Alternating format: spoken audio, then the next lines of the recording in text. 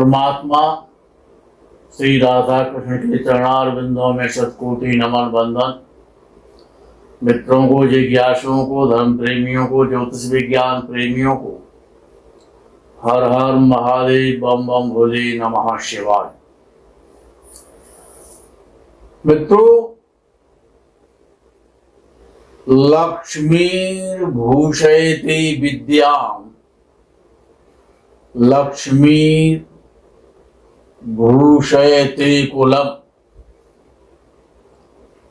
कोई व्यक्ति कितना ही विद्वान क्यों ना हो, यदि जीवन में लक्ष्मी की कृपा नहीं है तो उसकी विद्वता भी सुशोभित नहीं होती है। कितना ही श्रेष्ठ परिवार में कुल में उत्पन्न हुआ हो, यदि लक्ष्मी की कृपा नहीं है तो वो कुलीन व्यक्ति भी और समाज में श्रेष्ठ नहीं होता। बिना लक्ष्मी की कृपा के जगत फीका फीका सा, सूना सूना सा, खोया खोया, सोया सोया सा लगता है। लक्ष्मी की कृपा जीवन में परमावश्यक है। ज्योतिष शास्त्र के माध्यम से लक्ष्मी की कृपा ग्रहों के आधार पर कब होती है,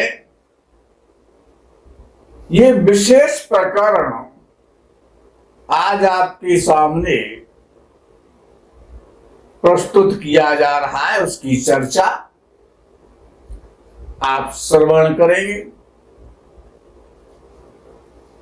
विद्वानों ने कहा है कि स्थान भ्रष्टान शोभन्ते, दंता केशा नखई नरा।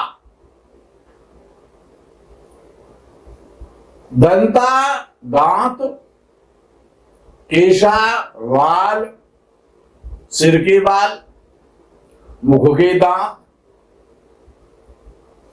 मनुष्य और कटा हुआ नाखून। स्थान भ्रष्टान शोभन्ते।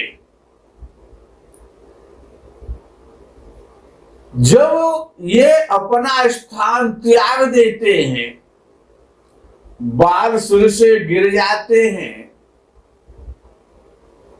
तो उनकी महत्ता खत्म हो जाती है। नाखून कट के जब गिर जाता है तो उसकी महत्ता खत्म हो जाती है। दांत मुख से जब निकल जाता है तब वो डस्टबिन में चला जाता है। मनुष्य जब अपने स्थान से पतित हो जाता है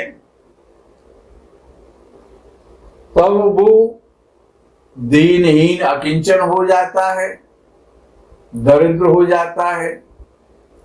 इसी प्रकार से ज्योतिष शास्त्र में ग्रहों का भी यही हाल है।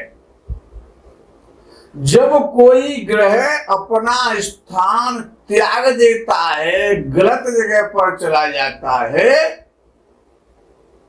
तो उसकी महत्ता खत्म हो जाती है और वो कष्टदायी हो जाता है। विषय लक्ष्मी और धन का है। लक्ष्मी योग जन्म कुंडली में कब बनते हैं, ये विभिन्न प्रकार से आपको श्रवण करने को मिलेगा। प्रारंभ करते ही पहला योग बनता है कर्म लग्नाधिपति योग। कर्म लग्नाधिपति योग। अब ऐसे मेष लग्न की यदि हम कुंडली बना लें, किसी भी लग्न की कुंडली बना सकते हैं, तो मेष, वृष, मिथुन, कर्क, सिंह, कन्या, तुला, वृश्चिक, धनु और मकर। योग का नाम है लग्न कर्माधिपति योग। तो यहाँ पर कुंभ आ जाएगा, यहाँ पर मीन आ जाएगा। मैं राशियां नहीं लिखना चाह रहा। बार बार आपको समझाना है, इसीलिए आवे माने मेष लगन की कुंडली है। अब यहां पर ये मेष लगन की कुंडली में योग बनता है कर्म लग्नाधिपति योग।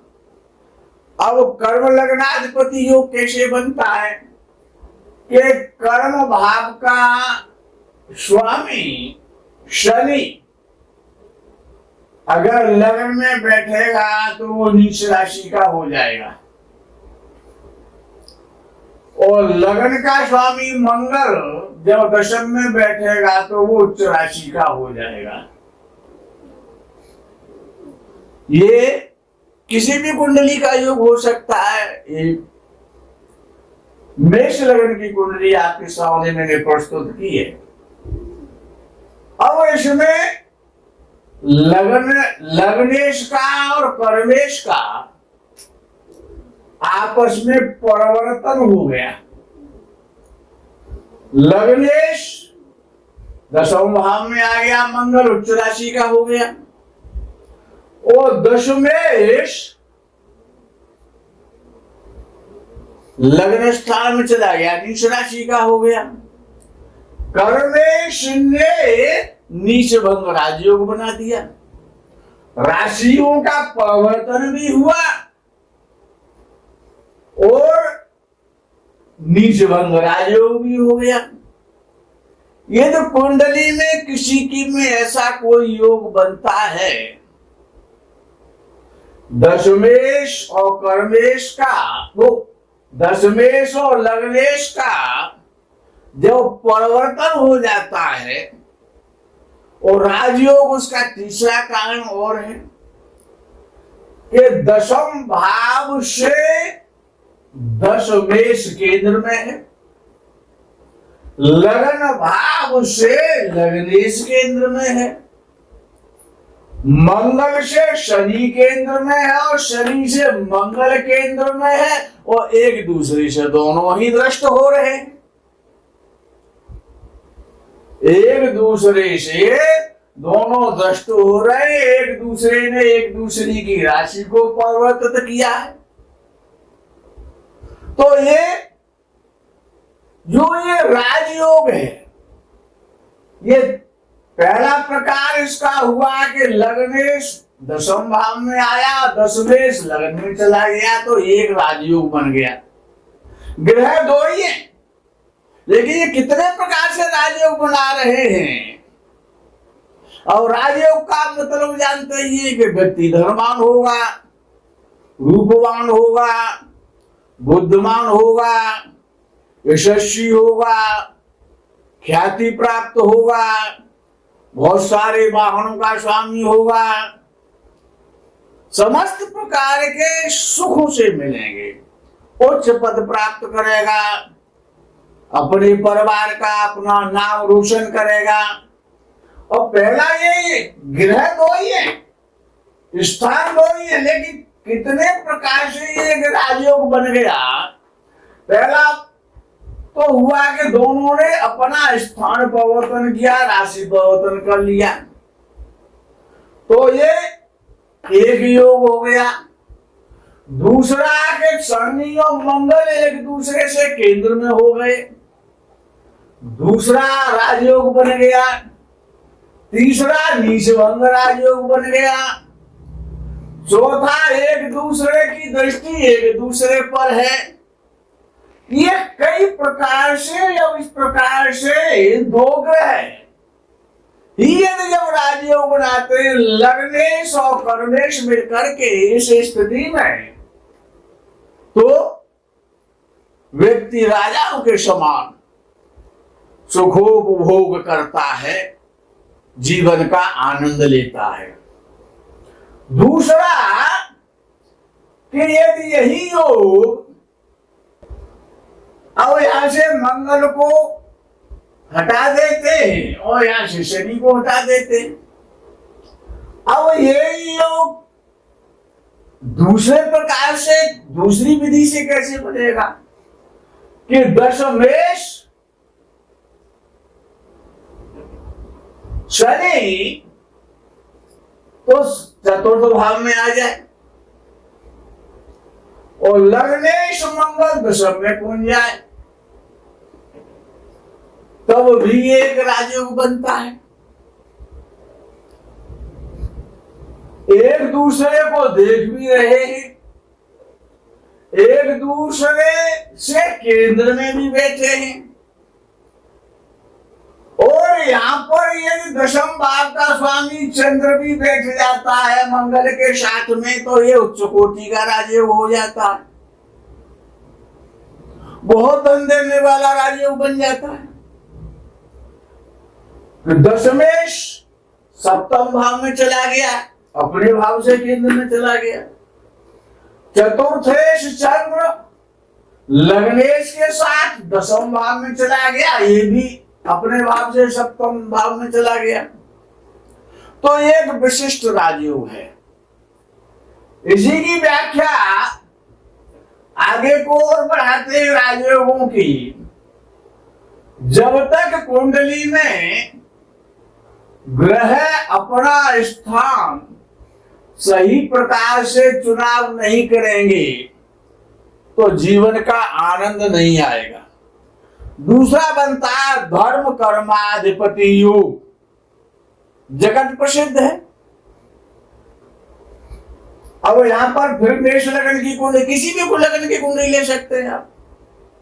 मेष लगन को हटा दें, आप सोचेंगे मेष लगन पर हम क्यों बोल रहे हैं, चलो सिंह लगन की कुंडली लिए लेते। और सिंह लगन से नवम भाव में धनु को मेष राशि आ जाएगी और यहां पर वृषभ राशि आ जाएगी। और हमने कहा कि धर्म कर्माधिपति योग। अब मंगल तो दशम में बैठ जाए और दशम का स्वामी शुक्र नवम भाव में बैठ जाए, एक दूसरे राशि पर अवतर कर लिया मंगल शुक्र ने, तो ये धर्म कर्माधिपति राजयोग बन गया। बड़ी चर्चा है, बड़ा अच्छा फल देता है, धनी देता है, यश देता है, कीर्ति देता है, अच्छा परिवार देता है, अच्छी संगति देता है, भूमि भवन वाहन समस्त प्रकार के सुखों को प्रदान करता है। अब इसको भी यहां से हटा दो। और धर्म कर्माधिपति योग एक प्रकार से नहीं बनता है। दूसरा उसका प्रकार है मंगल यहां वृश्चिक राशि में बैठ जाए, कहां का स्वामी है, भाग्य का स्वामी है। और शुक्र अपने भाव में बैठ जाए, एक दूसरे से समसप्तक हो गई। ये कर्म स्थान का स्वामी है और ये भाग्य स्थान का स्वामी है, तब भी एक श्रेष्ठ राजयोग बनता है। इसके अतिरिक्त अगर शुक्र यहां पर ना भी हो, शुक्र भी यहां पर बैठ जाए मंगल के साथ और बृहस्पति यहां बैठ जाए पंचम भाव का स्वामी होकर के, तो यह भी एक श्रेष्ठ राजयोग है। कर्मेश और भाग्येश एक साथ बैठ गए, ये एक श्रेष्ठ राजयोग है। इस प्रकार से जीवन में ग्रह तो केवल हर कुंडली में 9 ही हुआ करते हैं, लेकिन उनके परिणाम केवल स्थान से परिवर्तित हो जाते हैं। दूसरा योग होता है धर्म सुताधिप योग। धर्म सुताधिप स्थान ये है संतान यानी पुत्र का स्थान।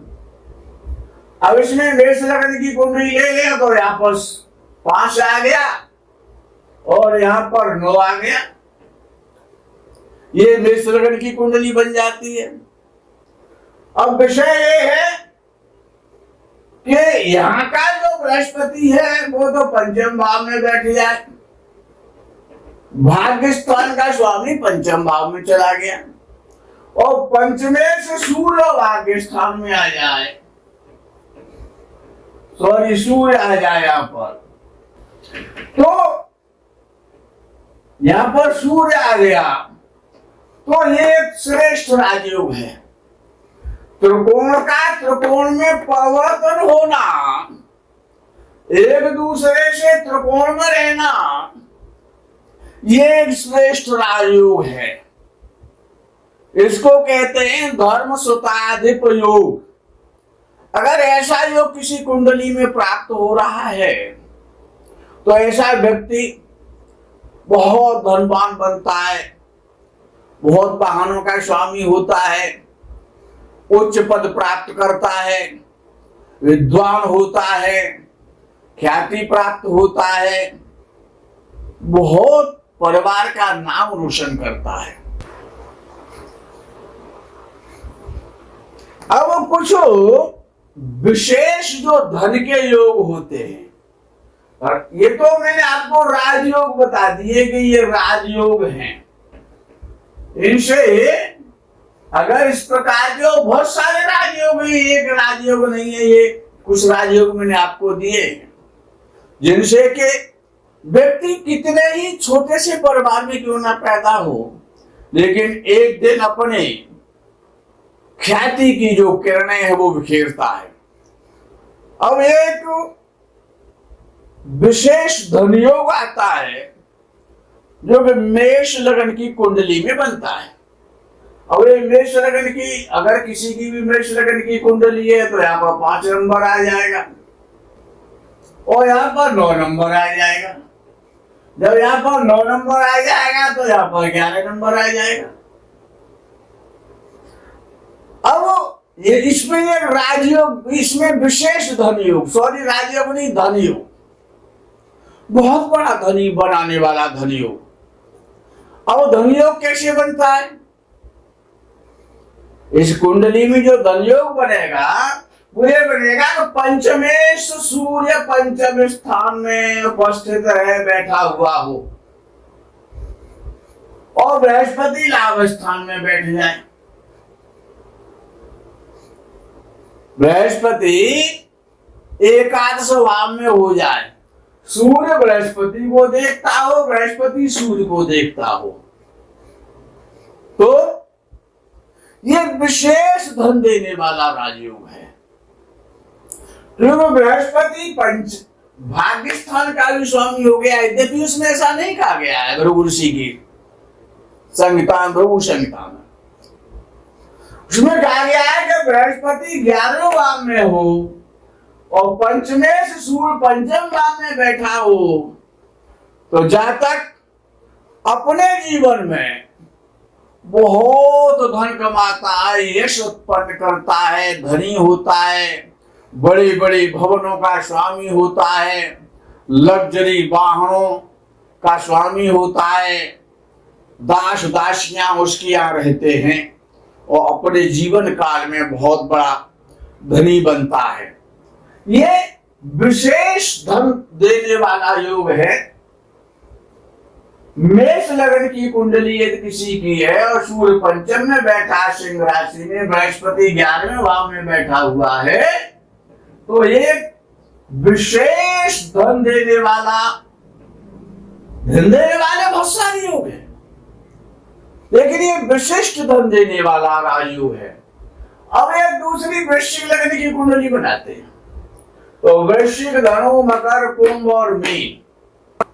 और वृश्चिक, धनु, मकर, कुंभ और मीन, यहां पर उन्होंने कहा है वृश्चिक लगन की कुंडली वो कहते हैं कि वो यहां पर मीन राशि आ जाएगी और यहां पर कन्या राशि आ जाएगी। वृश्चिक लगन की कुंडली है तो वो कहते हैं कि बृहस्पति पंचमेश पंचम भाव में बैठा हुआ हो, यदि किसी की वृश्चिक लगन की कुंडली है उसमें ये विशेष धनयोग बन रहा है। यहां पर 11वें भाव में चंद्र और बुध उपस्थित हो वृश्चिक लगन की कुंडली में, यानी बृहस्पति की दृष्टि बुध पर हो और चंद्र पर भी हो, तो व्यक्ति अपने जीवन में राजाओं जैसा धनी बनता है। बहुत सारे दास दासियां, बहुत सारे बड़े बड़े आलीशान भवन, मकान, समृद्धि, ऐश्वर्य, संपत्ति, बड़े बड़े वाहन, समस्त प्रकार का सुख और उच्च पद प्राप्त करता है जब वृश्चिक लग्न की कुंडली हो, बृहस्पति पंचम में होकर के पंचम भाव में बैठा हो, चंद्र और बुध दोनों ही एकादश भाव में बैठे हों, तो ये विशेष धन देने वाला, राजाधिराज सम्राट बनाने वाला योग बन जाता है। आगे एक मीन लग्न की कुंडली में हम आपको राजयोग बता रहे हैं। राजयोग नहीं, विशेष धन देने वाला योग। अब ये मीन लग्न की हमने कुंडली बना ली, अब ये मीन लग्न हो गया। अब ये मीन लग्न जब हो जाएगा तो मीन, मेष, वृषभ, मिथुन और कर्क, यहां पर कर्क राशि आ जाएगी और यहां पर मकर राशि आ जाएगी। ये धन देने वाले योग धन द्योतक स्थानों से बनेंगे, जो धन के स्थान हैं। धन का स्थान कौन है? अगर लग्न है, द्वितीय भाव है, पंचम भाव है, भाग्य भाव है और एकादश भाव है। मूलतः हर कुंडली में ये धन देने वाले ही भाव है, ये धन देने वाले भाव हैं और विशेष रूप से धन देते हैं। और जब व्यक्ति पर धन होता है तो हमने आपसे कहा था लक्ष्मी भूषयते कुलम, बिना लक्ष्मी की कृपा के, बिना ऐश्वर्यशाली अगर व्यक्ति नहीं है तो उसे सम्मान कैसे मिलेगा, सुख कैसे मिलेगा। तो ये विशेष जो धन देने वाले योग हैं, मैं उनका आपके सामने उल्लेख कर रहा हूं। यद्यपि आप तो सूर्य के समान हैं, आपको दीपक दिखाया जा रहा है, आप तो स्वयं प्रकाशित हैं, लेकिन फिर भी हम प्रयास करते हैं कि शायद कहीं कुछ बचा हुआ हो जिसे आप ग्रहण कर सकें। आप तो सामर्थ्यवान हैं और स्वयं प्रकाशवान हैं। अब ये जो मीन लग्न की जो कुंडली है, इसमें ये कहा गया कि पंचमेश पंचम भाव में हो और एकादशेश एकादश भाव में मंगल बैठा हुआ हो। एकादश भाव में मंगल बैठा हुआ हो, पंचमेश पंचम भाव में हो, यानी चंद्र मंगल को देख रहा हो, मंगल चंद्र को देख रहा हो, तो ये बहुत धन देने वाला योग है। व्यक्ति बहुत संपत्तिशाली होता है। उसका कारण बताएंगे, समय लगेगा। कारण बता देते हैं, थोड़ा सा उस पर प्रकाश डाल देते हैं। सेकंड भाव में मेष राशि आ गई, धनभाव का स्वामी मंगल हो गया, जो उच्च राशि का हो गया, एकादश भाव में बैठ गया और मंगल भाग्य स्थान का भी स्वामी हो गया। दो भावों का स्वामी मंगल बना, वो उच्च राशि का हो गया। कहां बैठ गया? लाभ स्थान में जाकर के बैठ गया। पंचमेश पंचम भाव में बैठा रहा। मंगल क्या है कि कर्म प्रधान है, साहसी है, पराक्रमी है, उत्साहवर्धन करने वाला है, पहाड़ों को भी तोड़ करके रास्ता बनाने वाला है, हजारों की भीड़ को चीर करके निकलने वाला है। और ऐसा मंगल मीन लग्न में और एकादश भाव में बैठा हो, और चंद्र बिना मन के तो कुछ भी नहीं होता, बिना मन के तो नरक और स्वर्ग भी नहीं मिलता। मन एव कारणम बंधन मोक्षयो, मन ही बंधन और मुक्ति का कारण है। और जब तक तो मन नहीं लगेगा, मन जब चंद्र परिराशि में हो जाएगा तो मन तो बहुत मजबूत हो गया, और चंद्र मंगल की युति या चंद्र मंगल की परस्पर 84 और उच्च राशि की दृष्टि, इस बहुत सुंदर योग राजयोग है। ये राजयोग व्यक्ति को जीवन में अरबपति, करोड़पति, खरबपति बना देता है। बहुत भूमि भवन वाहनों का स्वामी, फैक्ट्रियों का मालिक, राजराजेश्वर बना देता है और दिग दिगंत में ख्याति उत्पन्न करता है ऐसा व्यक्ति। मित्रों, बहुत सारे धन योग हैं, उनकी चर्चा फिर कभी आगे करेंगे। तब तक के लिए आपसे आज्ञा लेते हैं। अगले प्रकरण का आप इंतजार करें। हर हर महादेव, बम बम भोले, नमः शिवाय, जय गो माता।